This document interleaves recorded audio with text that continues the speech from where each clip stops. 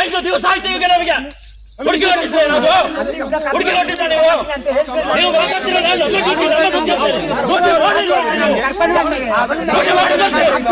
ನಮಗೆ ನೋವಿದೆ ಸ್ವಾಮಿ, ನಮಗೆ ನೋವಿದೆ. ನೀವು ಒಂದು ಕಂಪ್ಲೇಂಟ್ ಕೊಟ್ಟದನ್ನು ತಗೊಳ್ಳಿಕ್ಕಾಗಿಲ್ಲ ಅಂತ ಹೇಳ್ತಿದ್ದಾರೆ ಇಲ್ಲಿ ಮನೆಯವರು. ಅಲ್ಲ, ಇವರಿಗೆ ಎಲ್ಲ ಗೊತ್ತುಂಟು. ಇವರು ನಮಗೆ ಒಂದು ಹೆಣ ತೋರಿಸಿಲ್ಲ. 5 ದಿವಸದಿಂದ ಆಯ್ತು. ಏನಾಗಿದೆ, ನಾನು ಜೀವಂತ ಇದ್ದಾನ ಅಂತ ತೋರಿಸುದಿಲ್ಲ ಅಂತ ಹೇಳಿದ್ರೆ ನಮ್ಮನ್ನು ಎಂತ ಮಾಡಬೇಕು? ನಾವು ಇನ್ನು ದಾರಿ ಹಿಡಿದೇಗೆ, ಇಲ್ಲಿ ದಾರಿ ಹಿಡಿಯುವುದಕ್ಕೆ ಬಾಬದವರು. ಇನ್ನು ಬಾಬದವರು ಬದುಕಲಿಕ್ಕೇನು ಈ ಭೂಮಿ ಮೇಲೆ? ಮಾನ್ಯ ವೀಕ್ಷಕರೇ, ಅಳಿದು ಉಳಿದವರು ಕಂಡಂತೆ ಸ್ವಾಗತ ಸುಸ್ವಾಗತ. ಏನು ಕಾಡಿನಲ್ಲಿ ಹುಡುಕ್ತಾ ಇದ್ದಾರೆ, ಯಾರನ್ನು ಹುಡುಕ್ತಾ ಇದ್ದಾರೆ, ಪೊಲೀಸರು ಹಿಂದೆ ಜನ ಬಿದ್ದಿದ್ದಾರೆ, ಏನೇನೋ ಹೇಳ್ತಾ ಇದ್ದಾರೆ, ಎಲ್ಲಿ ನೀವು ಹುಡುಕ್ರಿ ಅಂತ ಹೇಳ್ತಾ ಇದ್ದಾರೆ. ಯಾಕೆ ತರಟೆ ತಗೊಳ್ತಾ ಇದ್ದಾರೆ ಅಂತ ಹೇಳಿದ್ರೆ, ಇದು ನಡೆದಂತ ಘಟನೆ ಬಿಳಿನೆಲೆ ಅಂತ ಹೇಳಿ ಕಡಬ ತಾಲೂಕಿನಲ್ಲಿ, ಅಂದ್ರೆ ಸುಳ್ಯದ ಹತ್ರ, ಸುಳ್ಯ ಮತ್ತೆ ಪುತ್ತೂರಿನ ಮಧ್ಯಭಾಗದಲ್ಲಿ ನಡೆದಂತ ಘಟನೆ. ಏನು ಅಂತ ಹೇಳಿದ್ರೆ ನಿಮಗೆ ವಿಚಿತ್ರ ಅನ್ಸುತ್ತೆ. 80,000 ರೂಪಾಯಿಗೆ ಒಂದು ಕೊಲೆ ಆಗುತ್ತೆ. ಆ ಕೊಲೆ ನಡೆದಂತದ್ದು ಇಬ್ರು ಬಾಲ್ಯ ಸ್ನೇಹಿತರ ಮಧ್ಯ. ಪೊಲೀಸರಿಗೆ ಯಾಕೆ ಜನ ತರಟೆ ತಗೊಳ್ತಾರೆ ಅಂದ್ರೆ, ಪೊಲೀಸರು ಏನ್ ಮಾಡ್ತಾರೆ ಅಂದ್ರೆ ಕಂಪ್ಲೇಂಟ್ ತಗೊಳ್ಳೋದ್ರಲ್ಲಿ ವಿಳಂಬ ಮಾಡ್ತಾರೆ. ಇದೊಂದು ದೊಡ್ಡ ಸಮಸ್ಯೆ ನಮ್ಮ ದೇಶದ್ದು. ಏನು ಗ್ರಾಮೀಣ ಪ್ರದೇಶ, ಈ ರೀತಿ ತಾಲೂಕಾ ಪ್ರದೇಶ ಅಲ್ಲಿ ಇಲ್ಲಿದ್ದಾಗ ಏನ್ ಜನ ಹೋಗ್ತಾರೆ, ಈ ರೀತಿ ನಮ್ಮವರೊಬ್ರು ಮಿಸ್ಸಿಂಗ್ ಇದ್ದಾರೆ ಅಥವಾ ಇನ್ನೊಂದು, ಆಗ ಪೊಲೀಸರು ಏನ್ ಮಾಡ್ತಾರೆ ಅಂದ್ರೆ ನಾಳೆ ಬರ್ತಾನೆ ನಾಡಿದ್ದು ಬರ್ತಾನೆ ಅಂತ ಹೇಳಿ ಈ ರೀತಿ 100 ಕೇಸ್ ನೋಡಿದ್ರಿಂದ ಅವ್ರು ಏನ್ ಮಾಡ್ಬಿಡ್ತಾರೆ, ತಳ್ಳಿ ಹಾಕ್ತಾರೆ. ಆದ್ರೆ ಎಲ್ಲಾ ಕೇಸು ಒಂದೇ ತರ ಇರುವುದಿಲ್ಲ ಅಂತ ಹೇಳಿ ಅವರು ಫಸ್ಟ್ ತಿಳ್ಕೊಳ್ಳೋದಿಲ್ಲ. ಹೀಗಾಗೇನೆ ಏನು ಸಾಮಾನ್ಯ ಜನರಿಗೆ, ಸಾರ್ವಜನಿಕರಿಗೆ ಒಂದು ನಂಬರ್ ಇರುತ್ತೆ. ಅದು ಪೊಲೀಸ್ ಏನು ಕರ್ನಾಟಕ ಪೊಲೀಸ್ ವ್ಯವಸ್ಥೆ ಇದೆ, ಅದನ್ನ ನಂಬರ್ ಕೊಟ್ಟಿದೆ 112 ಅಂತ ಹೇಳಿ. ಒಂದ್ ವೇಳೆ ಅವ್ರ ಕಂಪ್ಲೇಂಟ್ ತಗೊಳ್ಳಿಲ್ಲ ಅಂದ್ರೆ ಇವರು 112 ಫೋನ್ ಮಾಡಿಬಿಟ್ರೆ ಆ ಕೆಲಸ ಆಟೋಮೆಟಿಕ್ಲಿ ಆಗುತ್ತೆ.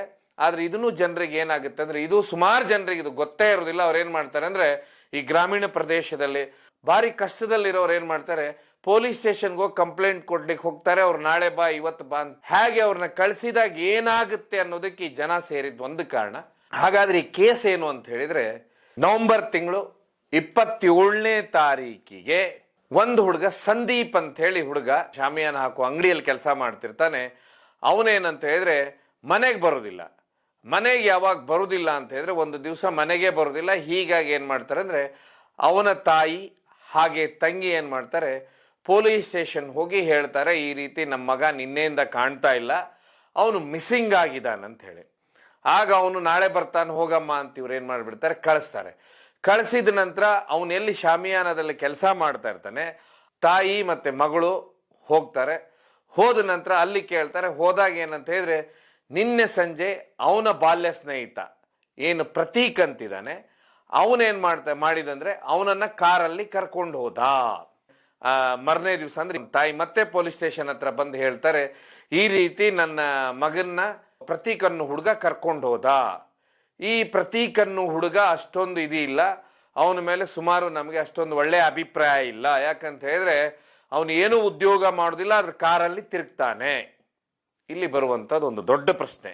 ಆಗ ಏನ್ ಮಾಡ್ತಾರಂತ ಹೇಳಿದ್ರೆ, ಪೊಲೀಸರು ಏನ್ ಮಾಡ್ತಾರೆ, ಹಾಗೂ ಮತ್ತೆ ಹಾಗೇನೆ ಕಳಿಸ್ತಾರಂತೆ, ಯಾವ ಕಂಪ್ಲೇಂಟ್ ತಗೊಳ್ಳೋದಿಲ್ಲ. ಆಗ ಇದೇನಾಗುತ್ತೆ, ಈ ಹುಡುಗ ಸಂದೀಪ್ ಅನ್ನೋನು ಮಿಸ್ಸಿಂಗ್ ಇದ್ದಾನೆ. ಯಾಕಂತ ಹೇಳಿದ್ರೆ ಇಲ್ಲಿ ಸಂದೀಪ್ನ್ಗೂ 29 ವರ್ಷ, ಪ್ರತೀಕ್ ಅನ್ನೋನ್ಗೂ 29 ವರ್ಷ. ಆ ಪ್ರತೀಕ್ ಹತ್ರ ಹೋಗಿ ಕೇಳಿದ, ಯಾಕೆಂದ್ರೆ ಇಬ್ರು ಬಾಲ್ಯ ಸ್ನೇಹಿತರು. ಅವನ ಹತ್ರ ಹೋಗಿ ಕೇಳಿದ, ನನಗೆ ಗೊತ್ತೇ ಇಲ್ಲ ಅಂತ ಹೇಳ್ತಾನೆ. ಆಗ ಇದೇನಾಗುತ್ತೆ, ಸುದ್ದಿ ಆಗುತ್ತೆ. ಸುದ್ದಿ ಆದ ಕೂಡಲೇ ಗ್ರಾಮಾಂತರ ಪ್ರದೇಶದಲ್ಲಿ ರಾಜಕೀಯ ಮುಖಂಡರಂತೂ ಇದ್ದೇ ಇರ್ತಾರೆ. ಆಗ ಅವ್ರು ಏನ್ ಮಾಡ್ತಾರೆ ಅಂದ್ರೆ ಅವ್ರ ಹತ್ರ ಹೋಗುತ್ತೆ. ಆಗ ಅವರು ಪೊಲೀಸ್ ಸ್ಟೇಷನ್ಗೆ ಹೋಗ್ತಾರೆ, ಹೇಳ್ತಾರೆ ಈ ರೀತಿ ಆಗಿದೆ ಅಂತ ಹೇಳಿ. ಆಗನೂ ಅವ್ರ ಕಂಪ್ಲೇಂಟ್ ತಗೊಳ್ಳೋದಿಲ್ಲ. ಆಗ ಅವ್ರದ್ದೇನು ಬೇರೆ ಇನ್ನೊಂದು ಲೀಡರ್ ಇರ್ತಾರೆ, ಅವ್ರಿಗೆ ಫೋನ್ ಮಾಡಿ ಹೇಳ್ತಾರೆ. ಯಾಕಂದ್ರೆ ಈ ಸಂದೀಪ್ ಅನ್ನುವಂಥ ಹುಡುಗ ಏನಿರ್ತಾನೆ, ಇವನು BJPಯ ಹಿಂದೆ ಎಲೆಕ್ಷನ್ ಟೈಮಲ್ಲಿ ಕೆಲಸ ಮಾಡಿರ್ತಾನೆ BJPಗೋಸ್ಕರ. ಹೀಗಾಗಿ BJP ಪಕ್ಷದವರಲ್ಲಿ ಏನ್ ಮಾಡ್ತಾರೆ ಅಂತ ಹೇಳಿದ್ರೆ ಮತ್ತೆ ಹೋಗಿ ಹೇಳ್ತಾರೆ ಈ ರೀತಿ ಆಗಿದೆ ಅಂತ ಹೇಳಿ. ಆಗ ಅವ್ರು ಏನ್ ಮಾಡ್ತಾರೆ ಅಂದ್ರೆ ಅವ್ರ ಲೀಡರ್ಗೆ ಫೋನ್ ಮಾಡ್ತಾರೆ. ಆಗ ಆ ಲೀಡರ್ ಅವ್ರಿಗೆ ಸಿಗುದಿಲ್ಲ. ಸ್ಥಳೀಯ ಏನು MLC ಇದ್ದಾರೆ ಅಲ್ಲಿ ಅವ್ರಿಗೆ ಫೋನ್ ಮಾಡ್ತಾರೆ. ಫೋನ್ ಮಾಡಿ ಈ ರೀತಿ ಆಗಿದೆ ಅಂತ ಹೇಳ್ತಾರೆ. ಆಗ MLC ಏನ್ ಮಾಡ್ತಾರೆ ಅಂದ್ರೆ ಕಡಬ ಪೊಲೀಸ್ ಸ್ಟೇಷನ್ ಫೋನ್ ಮಾಡಿದಾಗ ಕಡಬ ಬಂದ್ಬಿಟ್ಟು ಇದೊಂದು ತಾಲೂಕು ಅಂತ ಹೇಳಿದ್ರೆ ಇಲ್ಲಿ ಇಲೆಕ್ಷನ್ ಯಾರು ನಿಲ್ಲುವುದಿಲ್ಲ, MLA ಇರುವುದಿಲ್ಲ, MLA ಶಾಸಕರಾಗಿ ಯಾರು ಗೆಲ್ಲುವುದು, ಆದ್ರೆ ಇದು ತಾಲೂಕು. ಇದು ಇದೇ ರೀತಿ ನೀವು ಉಡುಪಿ ಜಿಲ್ಲೆ ಬಂದ್ರೆ ಹೆಬ್ರಿ ಅನ್ನೋದು ಇದೆ, ಅದನ್ನೂ ತಾಲೂಕೇನೆ, ಆದ್ರೆ ಅಲ್ಲೂ ಯಾರು ಚುನಾವಣೆಗೆ ನಿಲ್ಲುವುದಿಲ್ಲ. ಸೊ ಹೀಗಾಗಿ ಇದು ಸುಳ್ಯಕ್ಕೆ ಸೇರುತ್ತೆ ಕಡಬ. ಆಗ ಅವ್ರು ಫೋನ್ ಯಾವಾಗ ಮಾಡ್ತಾರೆ ಆವಾಗ ಪೊಲೀಸರು ಸೀರಿಯಸ್ ಆಗ್ತಾರೆ. ಸೀರಿಯಸ್ ಆದ ಕೂಡಲೇ ಅವ್ರೇನ್ ಮಾಡ್ತಾರೆ ಅಂತ ಹೇಳಿದ್ರೆ ಯಾರ ಹುಡುಗ ಇದ್ದಾನೆ ಆಗ ಅವ್ರೇನ್ ಮಾಡ್ತಾರೆ ಅಂದ್ರೆ ಕಂಪ್ಲೇಂಟನ್ನು ತಗೊಳ್ತಾರೆ. ತಗೊಂಡಾಗ CDR ಹಾಕ್ತಾರೆ. CDR ಅಂತ ಹೇಳಿದ್ರೆ ಏನು ಮೊಬೈಲ್ ಎಲ್ಲಿ ಟ್ರ್ಯಾಕ್ ಹಾಕ್ತಾರೆ, ಇವ್ರು ಯಾವ ವ್ಯಕ್ತಿಯ ಹೆಸರು ಹೇಳ್ತಾರೆ, ಪ್ರತೀಕ್ ಅನ್ನೋ ಹೆಸರು ಹೇಳ್ತಾರೆ, ಅವನ ಹೆಸರು ಮತ್ತೆ ಇವಂದು ಮೊಬೈಲ್ನ ಟ್ರ್ಯಾಕ್ ಹಾಕ್ತಾರೆ. ಟ್ರ್ಯಾಕ್ ಹಾಕಿದ ಕೂಡಲೇ ಅದು ನೆಟ್ಟಣೆ ಅಂತ ಹೇಳಿ, ನೀವು ಈ ನೆಟ್ಟಣೆ ಅಂತ ಹೇಳಿ ಗ್ರಾಮ ಇದೆ, ಆ ರೈಲ್ವೆ ಸ್ಟೇಷನ್ ಮುಂದೆ ಅವ್ರದ್ದು ಏನಂತ ಹೇಳಿದ್ರೆ ಆ ಮೊಬೈಲ್ ಲೊಕೇಶನ್ ತೋರಿಸುತ್ತೆ.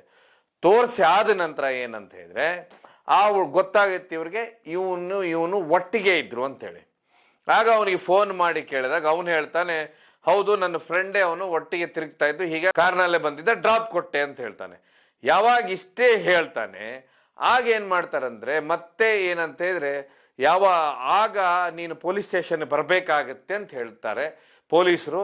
ಆಗ ಅವನ್ ಏನ್ ಮಾಡ್ತಾನೆ ಅಂದ್ರೆ ಇನ್ನು ಪೊಲೀಸ್ ಸ್ಟೇಷನ್ಗೆ ಹೋಗ್ಬೇಕಲ್ಲ ಅಂತ ಹೇಳಿ ನಾನೊಂದು ಲೀಡರ್ನ ಕರ್ಕೊಂಡೋದ್ರೆ ಹೇಗೆ ಅಂತ ಹೇಳಿ, ಯಾಕಂದ್ರೆ ಈಗ ಇಲ್ಲಿ ಒಂದು ಪಕ್ಷದ ಒತ್ತಡ ಬಂದು ಈ ಕೇಸ್ನ ಪೊಲೀಸರು ತುಂಬಾ ಸೀರಿಯಸ್ ಆಗಿ ತಗೊಂಡಿದ್ದಾರೆ. ಈಗ ನಾನು ಇನ್ನೊಂದು ಪಾರ್ಟಿ ಅವ್ರನ್ನ ಕರ್ಕೊಂಡು ಹೋದ್ರೆ ಹೇಗೆ ಅಂತ ಹೇಳಿ ಅವನು ಇನ್ನೊಂದು ಪಾರ್ಟಿ ಲೀಡರ್ ಒಟ್ಟಿಗೆ ಅಲ್ಲಿಗೆ ಹೋಗ್ತಾನೆ ಪೊಲೀಸ್ ಸ್ಟೇಷನ್ಗೆ. ಯಾವಾಗ ಇನ್ನೊಂದು ಪಾರ್ಟಿ ಲೀಡರ್ ಒಟ್ಟಿಗೆ ಹೋಗ್ತಾನೆ ಮತ್ತೆ ಅಲ್ಲಿ ಕೇಸ್ ಸೀರಿಯಸ್ ಆಗುತ್ತಿದೆ. ಯಾಕಂತ ಹೇಳಿದ್ರೆ ಇವನು ತಾನು ಬಚಾವಾಗುವುದಕ್ಕೇ ಇನ್ನೊಂದು ಪಕ್ಷದ ಲೀಡರ್ನ ಕರ್ಕೊಂಡು ಬಂದ ಅನ್ನುವಂಥದ್ದು, ಇಲ್ಲಿ ಯಾವುದೇ ರೀತಿಯ ತನಿಖೆ ಪ್ರಾಮಾಣಿಕವಾಗಿ ಆಗುವುದಿಲ್ಲ ಅನ್ನುವಂಥದ್ದು ಗುಸು ಶುರು ಆಗುತ್ತೆ.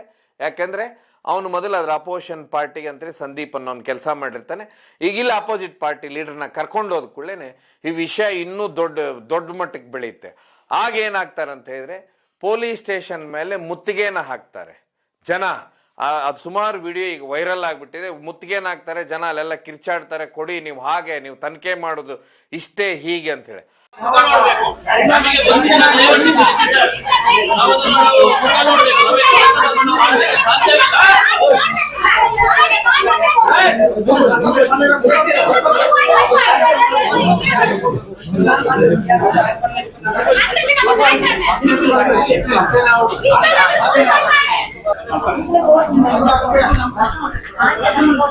ಆಗ ಏನಾಗತ್ತಂತ ಹೇಳಿದ್ರೆ ಪೊಲೀಸರು ಅವನನ್ನ ಒಳಗ್ ಕೂರಿಸಿರ್ತಾರೆ. ಕೂರಿಸಿದವರು ಕೇಳ್ತಾ ಇರ್ತಾರೆ, ನೀನ್ ಮಾಡಿದ್ಯಾ, ನಿನ್ಗೆ ಹೇಗೆ, ಅದು ಇದು ಅಂತ ಹೇಳಿ. ಯಾಕಂದ್ರೆ ಮೊದಲು ಅವ್ರು ಕೇಳುವ ಹೊತ್ತಿಗೆ ಸ್ವಲ್ಪ ನಾರ್ಮಲ್ ಆಗೇ ಕೇಳ್ತಾರೆ. ಆಗ ಅವನು ಗೊತ್ತಿಲ್ಲ ಏನಿಲ್ಲ ಅಂತ ಹೇಳ್ತಾರೆ. ಆಗ ಮತ್ತೆ ಏನಾಗತ್ತಂತ ಹೇಳಿದ್ರೆ ಆಮೇಲೆ ಅವನು ವಿಚಾರಣೆ ಮಾಡ್ಕೊಂಡ್ರಾಯ್ತು ಅಂತ ಹೇಳಿ ಮತ್ತೆ ಬಿಡ್ತಾರೆ. ಈ ವಿಷಯ ಇನ್ನೂ ಜಟಿಲವಾಗುತ್ತೆ. ಅವಾಗ ಗ್ರಾಮಸ್ಥರೇ ನಾವೇ ಏನಾಗಿದೆ, ಯಾಕಂತ ಹೇಳಿದ್ರೆ ಇಲ್ಲಿ ದೊಡ್ಡ ಮಟ್ಟದ ಸುದ್ದಿ ಇರುವುದಂತ ಹೇಳಿದ್ರೆ ಈ ಭಾಗದಲ್ಲಿ ಅತಿ ಹೆಚ್ಚು ಗಾಂಜಾ ವ್ಯಸನಿಗಳಿದ್ದಾರೆ. ಸುಮಾರು ಜನ ಗಾಂಜಾ ಸೇದುತ್ತಾರೆ, ಯಾಕಂದ್ರೆ ಅದು ಕಾಡಿನ ಭಾಗ, ಸೇದಿತಾರೆ. ಇಲ್ಲೇನಾದ್ರೂ ಸಮಸ್ಯೆ ಆಗಿದೆನಾ ಅಂತಂತದ್ದು ಒಂದು ಎಲ್ಲರ ಜನರ ತಲೆಯಲ್ಲಿ ಬರುತ್ತೆ. ಯಾವಾಗ ತಲೆಯಲ್ಲಿ ಬರುತ್ತೆ ಆಗ ಏನ್ ಮಾಡ್ತಾರೆ, ಗ್ರಾಮಸ್ಥರೇ ಅಲ್ಲಿ ಇಲ್ಲಿ ಎಲ್ಲ ಹುಡುಕ್ಲಿಕ್ಕೆ ಶುರು ಮಾಡ್ತಾರೆ. ಯಾವಾಗ ಮತ್ತೆ ಇದು ದೊಡ್ಡ ಮಟ್ಟದ ಪೊಲೀಸ್ ಠಾಣೆಗೆ ಬಂದು ಏನು ಸಂದೀಪನ್ನು ಹುಡುಗ ಮಿಸ್ಸಿಂಗ್ ಇರ್ತಾನೆ, ಅವ್ರ ಕಡೆಯವರು ದೊಡ್ಡ ಮಟ್ಟದ ಪೊಲೀಸ್ ಸ್ಟೇಷನ್ ಮುಂದೆ ದಾನ್ಲೆ ಆಗುತ್ತೆ. ಆ ನಂತರ ಮತ್ತೆ ಕರ್ಕೊಂಡು ಬರ್ತಾರೆ. ಕರ್ಕೊಂಡು ಬಂದಾದ ನಂತರ ಅವನ್ನ ಫಸ್ಟ್ ಬಾಯ್ ಬಿಡಿಸ್ಬೇಕಂತಾರೆ. ಆಗ ಸುಮಾರು ಜನ ಇರ್ತಾರೆ, ಯಾಕಂದ್ರೆ ಪೊಲೀಸರ ಸ್ಟೈಲ್ ಗೊತ್ತು ನಿಮಗೆ, ತಮ್ಮದೇ ಸ್ಟೈಲ್ನಲ್ಲಿ ಬಾಯ್ ಬಿಡಿಸ್ತಾರೆ. ಸೊ ಹೀಗಾಗಿ ಅವ್ರೇನ್ ಮಾಡ್ಬಿಡ್ತಾರೆ ಅಂದ್ರೆ ಈಗ ಜನರ ಮುಂದೆ ಏನಾದರೂ ಮಾಡಿದ್ರೆ ಇನ್ನೊಂದು ಬಾಯ್ ಬಿಡಿಸ್ಲಿಕ್ಕೆ ಜಾಸ್ತಿ ಫೋರ್ಸ್ ಮಾಡುವಾಗಿಲ್ಲ, ಏನೂ ಮಾತಾಡುವಾಗಿಲ್ಲ. ಆಗ ಅವ್ರೇನ್ ಮಾಡ್ಬಿಡ್ತಾರೆ ಅಂತ ಹೇಳಿದ್ರೆ ರಾತ್ರಿ ಸಂಜೆವರೆಗೆ ಕಾಯ್ತಾರೆ. ಸಂಜೆ ನಂತರ ಅವರು ತಮ್ಮ ಭಾಷೆಯಲ್ಲೇ ಈ ಪ್ರತೀಕ್ ಅನ್ನೋನ್ನ ವಿಚಾರ ಮಾಡ್ತಾರೆ. ವಿಚಾರ ಮಾಡಿದಾಗ ಅವನೇನ್ ಮಾಡ್ತಾರೆ ಅಂದ್ರೆ ಆ ಸಮಯಕ್ಕೆ ಪೊಲೀಸರು ಏಟು ಹೇಗಿರುತ್ತೆ ಅಂತ ಎಲ್ಲರಿಗೂ ಗೊತ್ತಿರುತ್ತೆ, ಅಥವಾ ಯಾವ ರೀತಿ ಅವ್ರ ಟ್ರೀಟ್ಮೆಂಟ್ ಇರುತ್ತಂತೂ ಗೊತ್ತು. ಆ ಟ್ರೀಟ್ಮೆಂಟು ಮತ್ತೆ ಹೊರಗಿನ ಒತ್ತಡ ಪೊಲೀಸರಿಗೆ. ಆಗ ಅವನು ಹೇಳ್ಬಿಡ್ತಾನೆ, ಹೌದು ನಾನೇ ಈ ರೀತಿ ಅವನನ್ನ ಆ ಸ್ಟೇಷನ್ ಮುಂದೆ ಅಲ್ಲಿ ಕಾರ್ ನಾವು ಸೈಡಲ್ಲಿ ಹಾಕಿ ಅವನ್ನ ಕರ್ಕೊಂಡೋಗಿದ್ದೆ, ಕರ್ಕೊಂಡೋಗಿ ಅವನನ್ನ ಕೊಂದೆ. ಎಲ್ಲಿ ಅಂತ ಹೇಳಿದ್ರೆ ಆ ರೈಲ್ವೆ ಸ್ಟೇಷನ್ ಹಿಂದೆ ಹೋಗಿ, ನಾವು ಸುಮಾರು ರೈಲ್ವೆ ಸ್ಟೇಷನ್ ಇಂದ 1.5 ಕಿಲೋಮೀಟರ್ ನಾವು ಹಿಂದೆ ಹೋಗಿ ಅಲ್ಲಿ ನಾನು ಮೊದಲೇ ಒಂದು ರಾಡ್ ಇಟ್ಟಿದ್ದೆ, ಅದರಿಂದ ಅವನನ್ನ ಹೊಡೆದು ಕೊಂದೆ. ಯಾಕೆ ಕೊಂದಿಯಾ ಅಂತ ಕೇಳಿದಾಗ ಅಲ್ಲಿ ಬರುವುದೇ ತುಂಬಾ ವಿಶೇಷ ಮತ್ತೆ ವಿಚಿತ್ರವಾದ ವಿಷಯಗಳು. ಮನುಷ್ಯನ ಯಾವ ರೀತಿ ಮನುಷ್ಯನ ವಿಚಾರಗಳು ತನ್ನಲ್ಲಿ ತಾನು ಯೋಚನೆ ಮಾಡಿದಾಗ ಯಾರ ಜೀವನೂ ತೆಗೆಯೋದಕ್ಕೆ ಹೆಸುವುದಿಲ್ಲ ಅನ್ನೋದಕ್ಕೆ ಇಲ್ಲಿ ಬರುವಂತ ವಿಷಯ. ಆಗ ಅವನು ಹೇಳ್ತಾನೆ, ಈ ಸಂದೀಪ್ ಏನಿದಾನಂತ ಹೇಳಿದ್ರೆ, ಈ ಸಂದೀಪ್ ಒಂದು ಫೈನಾನ್ಸ್ ಅಲ್ಲಿ ನನಗೆ ಸುಮಾರು ವರ್ಷಗಳಿಂದ 80,000 ಸಾಲ ಕೊಡಿಸಿದ್ದ. ಆ 80,000 ರೂಪಾಯಿನ ಏನಂತ ಹೇಳಿದ್ರೆ ನನ್ನ ಹತ್ರ ಯಾವಾಗೂ ಕೇಳ್ತಾ ಇದ್ದ. ಕೇಳಿದಾಗ ನಾನು ನಾಳೆ ಕೊಡ್ತೇನೆ, ಇವತ್ತು ಕೊಡ್ತೇನೆ ಅಂತ ಹೇಳ್ತಾ ಇದ್ದೆ. ಯಾಕಂತ ಹೇಳಿದ್ರೆ ನನಗೆ ಯಾವುದೇ ಸರಿಯಾದ ಉದ್ಯೋಗ ಇರಲಿಲ್ಲ. ಆದ್ರೆ ಇಲ್ಲಿ ಜನರ ಪ್ರಶ್ನೆ ಏನಂತ ಹೇಳಿದ್ರೆ, ಉದ್ಯೋಗ ಇಲ್ಲ ಆದ್ರೆ ಇವನ ಹತ್ರ ದುಡ್ಡಾಗಿ ಬರುತ್ತೆ, ಕಾರ್ ತಗೊಂಡಾಗಿ ತಿರ್ಗಾಡ್ತಾನೆ ಅನ್ನುವಂಥದ್ದು ಒಂದು ಪ್ರಶ್ನೆ ಬರುತ್ತೆ. ಅದಕ್ಕೆ ಸುಮಾರು ವ್ಯವಹಾರಗಳ ವಿಷಯಗಳು ಅಲ್ಲಿ ಬರುತ್ತೆ. ಆಗ ಯಾವಾಗ ಇವನ ಫೈನಾನ್ಸ್ನವರು ಇವನು ಯಾರಿಗೆ ಈ ಪ್ರತೀಕ್ ಅನ್ನೋನಿಗೆ ಸಾಲ ಕೊಡಿಸಿರ್ತಾನೆ, ಸಂದೀಪ್ ಅನ್ನೋನ್ ಜಾಮೀನಾಗಿ, ಯಾವಾಗ ಆ ಫೈನಾನ್ಸ್ ಅವರು ಅವನನ್ನ ಬೆನ್ನತ್ತಾರೆ, ಆಗ ತಾನು ದುಡ್ದಿದ್ದಡ ಅಂದ್ರೆ ಏನು ಶಾಮಿಯಾನದೆಲ್ಲ ಅವ್ನು ಕೆಲಸ ಮಾಡ್ತಿರ್ತಾನೆ ಚಿಕ್ಕ ಪುಟ್ಟದಾಗಿ, ಅದರಿಂದ ಅವನೇನ್ ಮಾಡ್ತಾನೆ, ಸಾಲ ತೀರಿಸಿರ್ತಾನೆ 80,000 ರೂಪಾಯಿ. 80,000 ತೀರಿಸಿದ ನಂತರ ಅವನು ಹೇಳ್ತಾನೆ, ನೋಡಿ ಈಗ 80,000 ರೂಪಾಯಿ ಅಂತೂ ನಾನು ಅಲ್ಲಿ ಕೊಟ್ಟಿದ್ದೇನೆ, ನನಗೀಗ ತಂಗಿಯ ಮದುವೆ ಮಾಡಬೇಕು, ನನ್ನ ಹತ್ರ 1 ರೂಪಾಯಿ ದುಡ್ಡಿಲ್ಲ, ಈಗ ನಾನು ತುಂಬಾ ಕಷ್ಟದಲ್ಲಿದ್ದೇನೆ, ಅದಕ್ಕೆ ಆ 80,000 ರೂಪಾಯಿ ನನಗೆ ಕೊಡು ಅಂತ ಹೇಳ್ತಾನೆ. ಹಾಗೂ ಅವನು ಕೇಳುವುದಿಲ್ಲ. ಆಗ ಏನಾಗುತ್ತಂದ್ರೆ, ಇಬ್ರು ಫ್ರೆಂಡ್ಸ್ ಅಂದ್ರೆ ಇವನ್ ವಿಷಯ ಅವನಿಗೆ ಗೊತ್ತಿರುತ್ತೆ, ಅವನ ವಿಷಯ ಇವನಿಗೆ ಗೊತ್ತಿರುತ್ತೆ. ಯಾಕಂದ್ರೆ ಇಲ್ಲಿ ಇಬ್ರಿಗೂ 29 ವರ್ಷ. ಹೀಗಾಗಿ ಇದೆ, ನನ್ನ ತಂಗಿ ಮದುವೆ ಇದೆ ಅಂತ ಹೇಳಿ ಯಾವಾಗ ಹೇಳ್ತಾನೆ, ಆವಾಗ ಇವನಿಗೆ ಒಳಗೆ ದುಗುಡು ಶುರು ಆಗ್ಬಿಡುತ್ತೆ. ಯಾವಾಗ ದುಗುಡು ಶುರುವಾಗುತ್ತೆ, ತಲೆನೋವಾಗುತ್ತೆ, ಆಗ ಇವನೇನ್ ಮಾಡ್ಬಿಡ್ತಾನೆ ಅಂತ ಹೇಳಿದ್ರೆ, ಆವಾಗ ಇವನ್ ತಲೆಯಲ್ಲಿ ಒಂದು ಪ್ಲಾನ್ ಹೆಣಿತಾನೆ. ಏನಂತ ಹೇಳಿದ್ರೆ, 80,000 ಕೊಡೋದು ಬೇಡ, ಇವನನ್ನೇ ಕೊಂದು ಬಿಟ್ರೆ ಯಾಕೆ ತಲೆನೋವು ಅಂತ ಹೇಳಿದ್ರೆ ಒಂದು ಚಿಕ್ಕ ಅಮೌಂಟ್ 80,000 ರೂಪಾಯಿ. ಅದನ್ನ ಅಂದ್ರೆ ಅವನು ಆ ರೀತಿ ಇವನು ಎಷ್ಟು ಸೋಂಬೇರಿ ಇರ್ಬೋದು ಅಂತ ನಾವ್ ಇಲ್ಲಿ ತಿಳ್ಕೊಬಹುದು ಈ ಹುಡುಗ. ಆಗ ಅವನೇನ್ ಮಾಡ್ತಾನೆ, 80,000 ರೂಪಾಯಿ ಯಾಕೆ ಕೊಡ್ಬೇಕು ನಾನು, ಅವನನ್ನ ಹೊಡೆದೇ ಬಿಟ್ರಾಯ್ತು ಅಂತ ಹೇಳಿ ಇವನೊಂದು ಪ್ಲಾನ್ ರೂಪಿಸ್ತಾನೆ. ಪ್ಲಾನಿನ ಪ್ರಕಾರ ಏನ್ ಮಾಡ್ತಾನೆ ಅಂತ ಹೇಳಿದ್ರೆ, ಏನ ರಾಡ್ ಇರುತ್ತೆ, ರಾಡ್ನ ಹೋಗಿ ಒಂದ್ ಕಡೆ ಅಲ್ಲಂತ ಹೇಳಿದ್ರೆ ಆ ಸ್ಟೇಷನ್ ನೆಟ್ಟಾಣೆ ಹತ್ರ ಒಂದ್ ಕಡೆ ಇಟ್ಟು ಬಂದಿರ್ತಾನೆ, ಕಾಡಲ್ಲಿ ಇಟ್ಟು ಬಂದಂತವ್ನು ಏನ್ ಮಾಡ್ತಾನೆ ಅಂತ ಹೇಳಿದ್ರೆ, ಇವನನ್ನು ಬಾ ನಾನು ನಿನಗೆ ದುಡ್ಡು ಕೊಡ್ತೇನೆ ಅಂತ ಹೇಳಿ ಸಂಜೆ ಅವನ ಕೆಲಸ ಬಿಟ್ಟ ನಂತರ ಕರ್ಕೊಂಡು ಹೋಗ್ತಾನೆ. ಕರ್ಕೊಂಡು ಹೋದಂತವನು ಅಲ್ಲಿ ಮಾತಾಡ್ತಾ ಅವನ ಮೇಲೆ ಭೀಕರವಾಗಿ ದಾಳಿ ಮಾಡ್ತಾನಂತೆ. ತಲೆಗೆ, ಕೈಗೆ, ಕಾಲಿಗೆ ಎಲ್ಲಲ್ಲಿ ದಾಳಿ ಮಾಡ್ತಾನೆ. ದಾಳಿ ಮಾಡಿದ ನಂತರ ಅಲ್ಲಿ ಅವನೇನಂದ್ರೆ ಕೊನೆ ಉಸಿರು ಎಳಿತಾನಂತೆ. ಎಳೆದಾದ ನಂತರ ಈಗ ಅವನ ಬಾಡಿನ ಸಾಗಿಸ್ಬೇಕಲ್ಲ, ಹೆಣನ ಸಾಗಿಸ್ಬೇಕಲ್ಲ, ಅದಕ್ಕೆ ಏನ್ ಮಾಡ್ತಾನೆ ಅಂತ ಹೇಳಿದ್ರೆ ಕಾರಲ್ಲೇ ಅವನ ಕಾರಲ್ಲೇ ಇಡ್ತಾನೆ, ಹಿಂದೆ ಅದನ್ನ ಆ ಡೆಡ್ ಬಾಡಿನ ಇಡ್ತಾನಂತೆ. ಇಟ್ಟಾದ ನಂತರ ಏನು ಒಂದು ದಿವಸ ಅದರಲ್ಲಿ ಎಲ್ಲಿ ಇದನ್ನ ಹಾಕಬೇಕನ್ನೋದು ಅವನಿಗೆ ಅವಾಗ ಗೊತ್ತಾಗುದಿಲ್ಲ. ಆಗ ಕಾರಲ್ಲೇ ಇಟ್ಟು ತಿರುಗ್ತಾನಂತೆ. ಕಾರಲ್ಲಿ ಡೆಡ್ ಬಾಡಿ ಇರುತ್ತೆ. ಇಲ್ಲಿ ಅವ್ರ ಮನೆಯವರು, ಕೊಲೆಯಾದಂತ ಹುಡುಗ ಸಂದೀಪ್ ಇದ್ದಾನೆ, ಇವ್ರ ಮನೆಯವರು ಪೊಲೀಸ್ ಸ್ಟೇಷನ್ ಕಂಪ್ಲೇಂಟ್ ಕೊಡ್ತಾ ಇರ್ತಾರೆ, ಬಂದು ಕಂಪ್ಲೇಂಟ್ ಕೊಡಕ್ ಬಂದಿರ್ತಾರೆ. ಆದ್ರಲ್ಲಿ ಪೊಲೀಸರು ತಗೊಳ್ಳೋದಿಲ್ಲ. ಆಗ್ಲೇ ಪೊಲೀಸರು ಏನಾದ್ರು ತಗೊಂಡು ಬಿಟ್ಟಿದ್ರೆ, ಇವನನ್ನ ಎಲ್ಲಿ CDR ಹಾಕ್ಬಿಟ್ರೆ, ಮೊಬೈಲ್ ಎಲ್ಲಿದೆ ಅಂತ ಹಾಕ್ಬಿಟ್ರೆ, ಆ ಸಮಯದಲ್ಲಿ ಅವನ್ನ ಕರೆದು ಬಂದ್ಬಿಟ್ಟಿದ್ರೆ ಆವಾಗ್ಲೇ ಅದು ಡೆಡ್ ಬಾಡಿ ಸಮೇತನೇ ಅವ್ನು ಸಿಕ್ಕಾಕೊಳ್ತಿದ್ದ. ಇದಾದ ನಂತರ ಅವನೇನ್ ಮಾಡ್ತಾನೆ, ಆ ಪೊಲೀಸರು ಕೆಲಸವನ್ನ ಫಾಸ್ಟ್ ಆಗಿ ಮಾಡೋದಿಲ್ಲ ಅನ್ನೋದೇ ಇಲ್ಲಿ ಇರುವಂತ ಆರೋಪ. ಹೀಗಾಗಿ ಇಲ್ಲಿ ಜನ ಗಲಾಟೆ ಮಾಡ್ತಾ ಇರೋದು ಈ ಪರಿ.